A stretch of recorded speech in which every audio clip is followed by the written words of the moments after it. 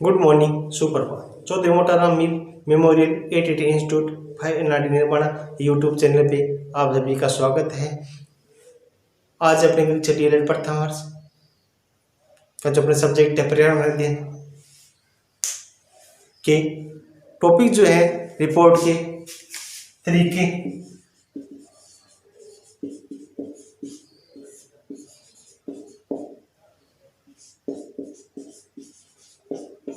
पर चर्चा करेंगे। इससे पहले जो थी अपने इस यूनिट में चर्चा हो चुकी है, क्लास में जब चर्चा हुई थी मूल्यांकन पे विस्तृत चर्चा हो चुकी है। इससे संबंधित एक वीडियो भी यानी 2 वीडियो बना करके मैं यूट्यूब चैनल पे अपलोड कर चुका हूँ। दूसरा क्या था, रिपोर्ट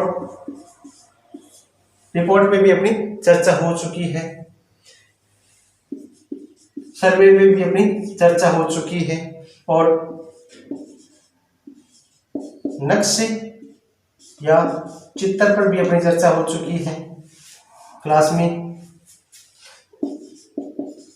बच्चों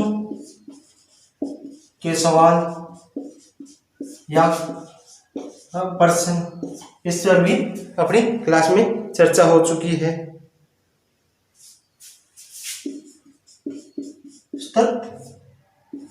एवं व्यापक पर भी अपनी चर्चा हो चुकी है। इसके साथ साथ अपनी ऑनलाइन क्लास में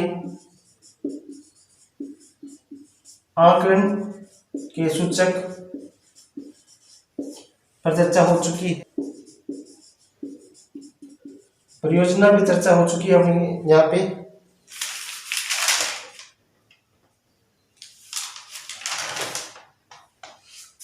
और प्रश्न पत्र निर्माण पर भी चर्चा हो चुकी है। इसके अंदर अपने ब्लूप्रिंट कह लें, इस पर चर्चा हो चुकी है। और आज की क्लास में अपने चर्चा करेंगे रिपोर्ट के तरीके, इस पे आज अपने चर्चा करेंगे। तो मूल्यांकन के बारे में क्लास में विस्तृत चर्चा हुई थी और YouTube पे वीडियो भी अपलोड है। रिपोर्ट के बारे में सर्वे कार्य, लक्ष्य, चिंतन, बच्चों के सवाल तथा व्यापक मूल्यांकन, आकलन के सूचक, परियोजना, प्रश्न पत्र निर्माण, रिपोर्ट के विभिन्न तरीके, इन पर अपनी चर्चा हो चुकी है। आज अपने चर्चा करेंगे रिपोर्ट के तरीके। कौन कौन से तरीके होते हैं। जब आप स्कूल में थे तब से रिपोर्ट कार्ड देख रहे हैं। आपका रिपोर्ट कार्ड प्रत्येक परख के बाद में या प्रथम टेस्ट के बाद में कह लें और प्रथम टेस्ट के बाद कह लें, और जब भी आपकी वार्षिक या अर्धवार्षिक परीक्षा हुई, अर्धवार्षिक परीक्षा के बाद में भी, वार्षिक परीक्षा के बाद में भी आपको अपने के रिपोर्ट कार्ड का इंतजार रहता था।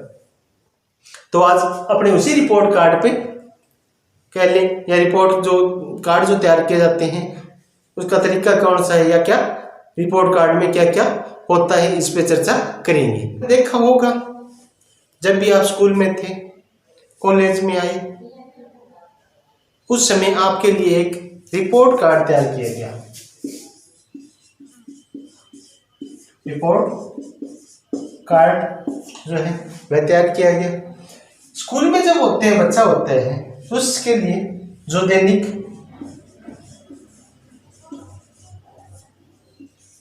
टेस्ट लिए जाते हैं, दैनिक टेस्ट लिए जाते हैं, उनके आधार पर और जो प्रथम परख कह लें या टेस्ट कह लें, द्वितीय परख,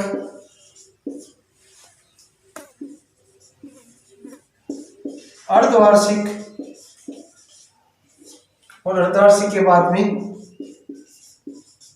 तृतीय परख और फिर वार्षिक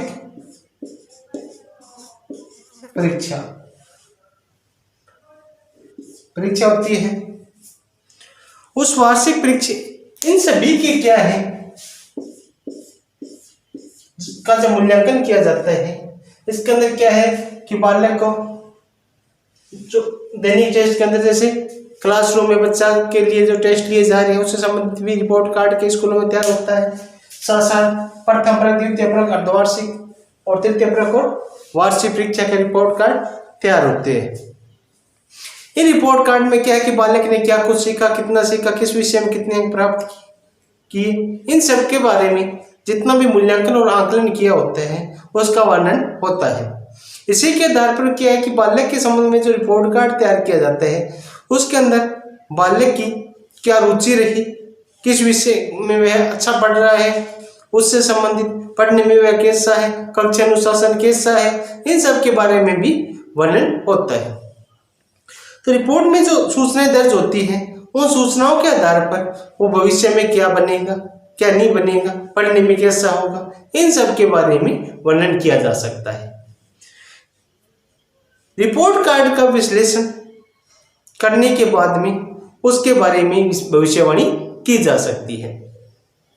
रिपोर्ट कार्ड जो तैयार होता है उसके द्वारा क्या है कि शिक्षक अपने जो पढ़ाने का जो तरीका है या शिक्षण कौशल जो है या शिक्षण प्रक्रिया कह लें उसमें बदलाव कर सकता है, बालक के अनुरूप उसे बना सकता है। बालक अगर नहीं सीख पा रहा है कि उसके पढ़ाने में बच्चे अच्छे नहीं पढ़ पा रहे हैं, अच्छे नंबर नहीं ला पा रहे, तो वह उसमें सुधार कर सकता है। और इसके साथ साथ बालक ने कितना सीखा, क्या सीखा, इसके बारे में भी उसे जानकारी प्राप्त होती रहती है।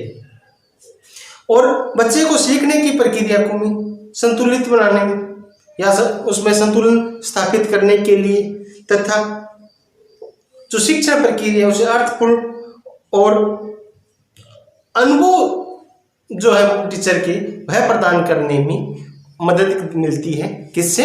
रिपोर्ट कार्ड से। ये रिपोर्ट कार्ड जो है इस प्रकार तैयार किया जाना चाहिए जिसमें क्या है कि जो रचनात्मक हो, संप्रेषण युक्त हो तथा इसमें जब जिसको के लिए भी तैयार किया जा रहा है या जिसको प्रस्तुत किया जा रहा है उसकी समझ में ये आनी चाहिए।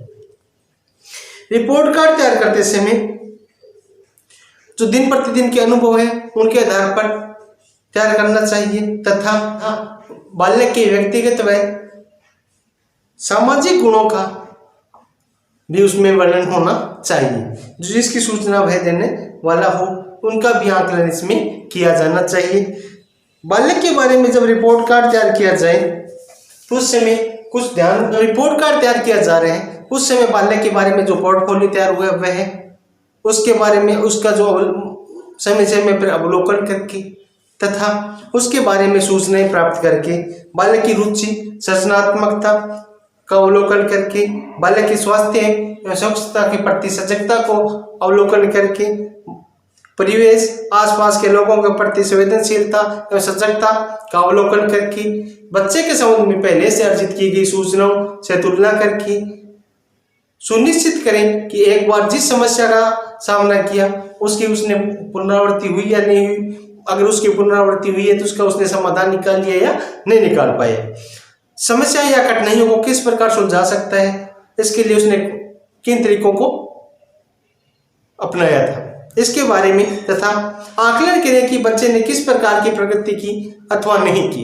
इन सब के बारे में जो शिक्षक हैं उसको टिप्पणी करनी चाहिए, जिससे क्या है कि बालक के बारे में जो आकलन किया जा रहा है और जो उसके बारे में रिपोर्ट जो तैयार हो रही है वह एक विस्तृत रिपोर्ट तैयार हो, उसके बारे में सभी सूचनाएं और जो उसमें रचनात्मकता है वह प्रदान करने वाली होनी चाहिए।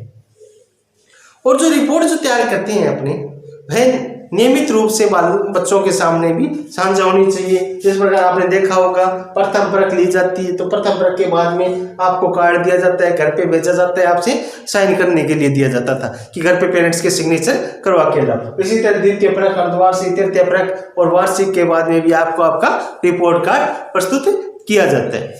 तो रिपोर्ट कार्ड क्या है कि बालक के सामने नियमित रूप से आना चाहिए। जब जब रिपोर्ट कार्ड पेश करने की जरूरत हो उसमें बालक के सामने उसका रिपोर्ट कार्ड पेश करे ताकि बालक उसे कहाँ उसकी कमजोरियां है रही है और कहाँ पे उसमें अच्छाई हैं, उन सब का वह तुलनात्मक अध्ययन कर सके।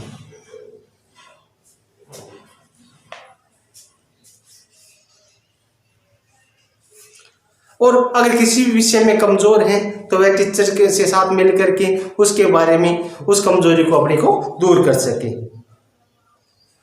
और बालक का जो पोर्टफोलियो तैयार हुआ है उसमें भी वह सुधार कर सकता है।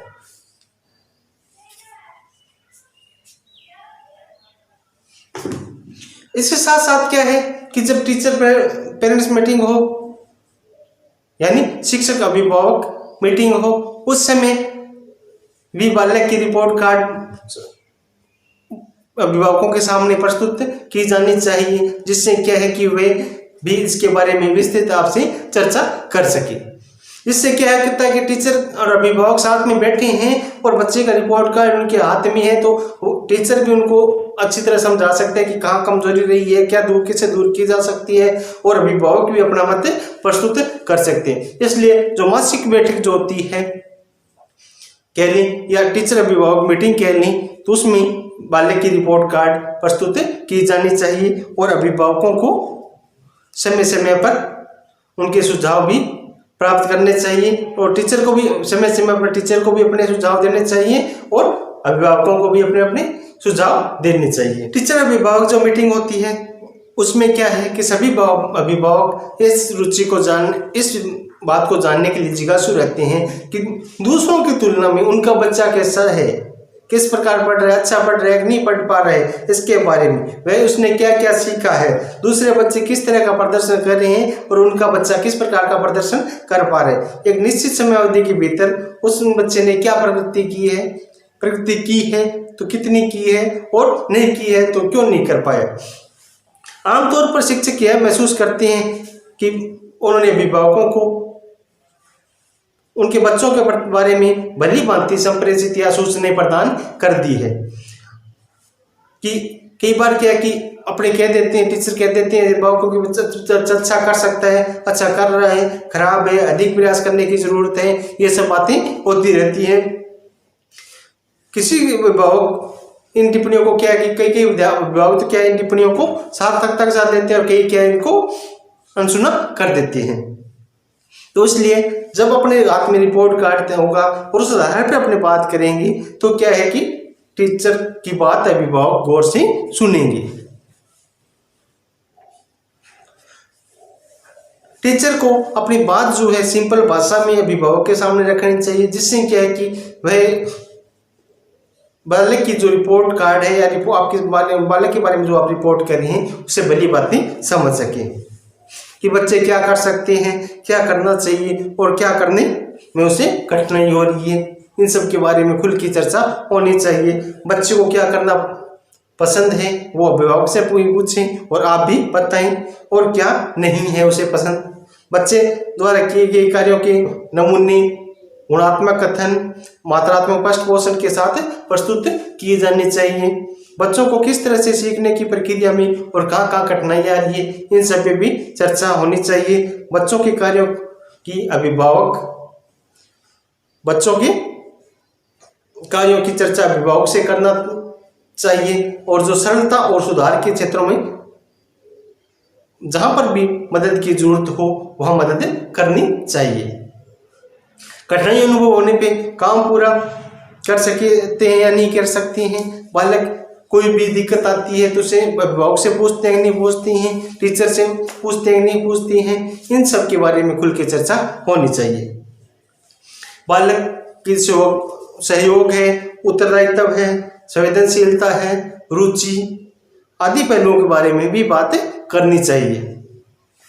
अभिभावकों के साथ चर्चा करना कि बच्चों की किस तरह मदद कर सकते हैं, घर पर किस तरह उनका अवलोकन करना चाहिए, इस बारे में भी चर्चा होनी चाहिए। बच्चों की प्रगति का जो ग्राफ या लेख रिपोर्ट जो आपने तैयार की है उसका माध्यम बना करके अभिभावकों के साथ एक विस्तृत चर्चा होनी चाहिए। बच्चों के अधिगम तथा प्रगति के संबंध में बच्चों के अधिगम तथा प्रकृति के संबंध में एकत्रित की गई सूचनाएं पृष्ठ पोषण तथा समग्र शिक्षण अधिगम प्रक्रिया को समुन्नत करेगी तथा बेहतर तरीके से सीखने के लिए प्रोत्साहित करेगी। यानी बालक के बारे में अगर अभिभावक और टीचर बैठ के अगर कोई प्लानिंग करेंगी तो वह क्या बालक को अच्छा सीखने में और आगे बढ़ने में मदद करेगी और उसे प्रोत्साहित करेंगे। बालक कैसे टीचर भी प्रोत्साहित करेगा और अभिभावक भी प्रोत्साहित करेंगे। अगर अभिभावक की रुचि नहीं लेगा तो कई बार क्या टीचर भी रुचि लेना छोड़ देते हैं। यहाँ शिक्षकों द्वारा पुनर्विचार करने तथा प्रतिबिंबित करने की जरूरत है। आकलन का चक्र प्रभावशाली हो।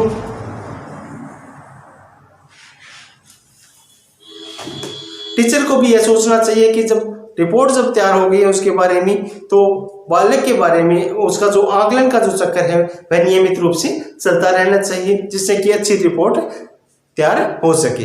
क्योंकि अगर बालक का जो रिपोर्ट कार्ड तैयार हो है वह टीचर के लिए भी बहुत जरूरी है। वह अपनी शिक्षा अधिगम प्रणाली, शिक्षण सहायता सामग्री और गतिविधियों का आयोजन तथा नियोजन में भी भलीभांति कर सकता है। अगर वह रिपोर्ट कार्ड पे ध्यान नहीं देगा तो अपन धीरे से चलता रहेगा तो उसे पता ही नहीं चलेगा कि उसका जो प्लानिंग जो थी या जो जिस प्लान से वह पढ़ा रहे वह बच्चों की समझ में आ रहा है कि नहीं आ पा रहा है। तो आज अपनी चर्चा हो चुकी है रिपोर्ट के तरीके। आशा करता हूँ कि आज की क्लास आपके समझ में आया होगा। अब अपना क्या है जो पर्यावरण अध्ययन शिक्षण का पूरा सिलेबस यानी 5 यूनिट जो थी वो कंप्लीट हो चुकी है। अब इन्हें ध्यानपूर्वक पढ़ें। एग्जाम की चिंता नहीं करें, लगातार पढ़ते रहें। जब भी एग्जाम हो आपकी तैयारी पूरी होनी चाहिए क्योंकि अपना जो सिलेबस चला था छोटा सिलेबस था और धीरे धीरे मैंने आपको बार बार चर्चा करते हुए